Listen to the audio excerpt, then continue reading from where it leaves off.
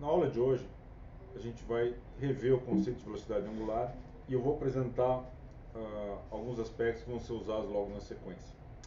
Bom, quando a gente estuda velocidade angular em mecânica clássica, o que a gente tinha? A gente tinha um ponto, uma origem aqui em O, eu tinha um objeto que estava girando aqui, né, em torno de um eixo,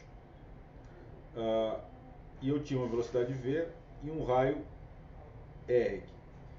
E esse vetor ômega aqui, ele está essencialmente na perpendicular, né? Então ele é ortogonal aqui ao vetor velocidade e ao vetor r.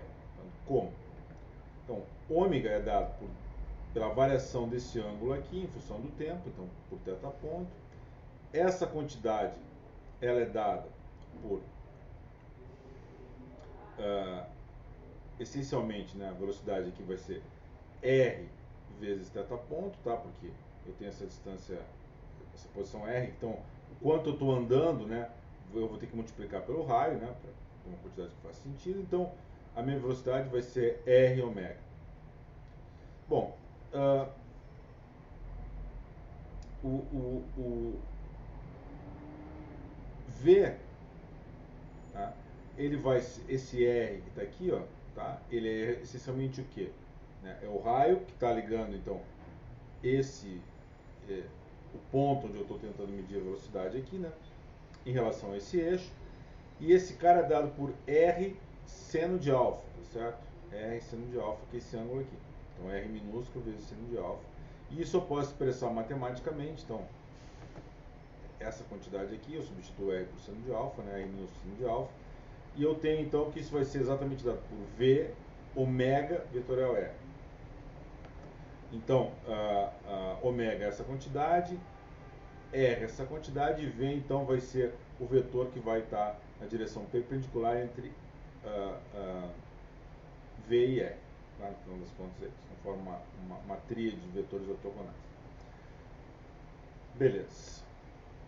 Bom, eu vou agora discutir com vocês um outro aspecto que é o sentido um pouco mais abstrato, mas que é relevante. Um vetor, qualquer vetor, né, ele pode ser pensado como duas coisas. Né? Primeiro como basicamente uma seta, né? Mas ele também pode ser levado no sentido de um indutor de translação. O que eu quero dizer com isso? Imagina que eu estou nesse ponto aqui, eu quero até esse ponto aqui. O vetor R é também a quantidade que me permite sair desse ponto e chegar nesse. Essa seta indica isso, no sentido de levar de um ponto ao outro. Ele leva, ele induz uma mudança. Essa mudança é uma mudança translacional, tradicionalmente. Agora, eu posso me referir também a uma mudança rotacional, tá? Que é uma rotação infinitesimal. O que seria uma rotação infinitesimal? Seria uma maneira de representar, então, uma rotação, tá? Uma rotação de pequena escala, tá? Infinitesimal.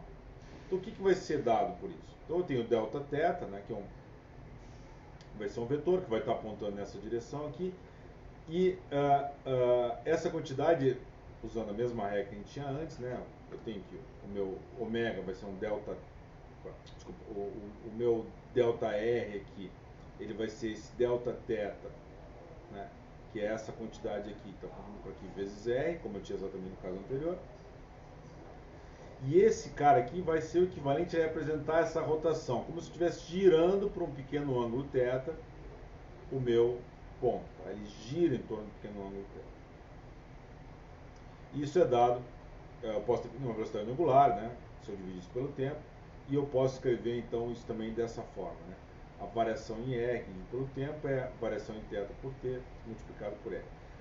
Mas o que é importante aqui é a interpretação. Tá? Esse delta θ, ele é um indutor de rotação. Qual a diferença que tem isso em relação ao caso qual a principal diferença que eu tenho no caso das rotações e em comparação com as translações? Que essa operação só faz sentido, eu só posso pensar o Δθ como um vetor quando eu tenho uma rotação infinitesimal. Se eu tenho uma rotação finita, eu não posso pensar dessa maneira. Por quê?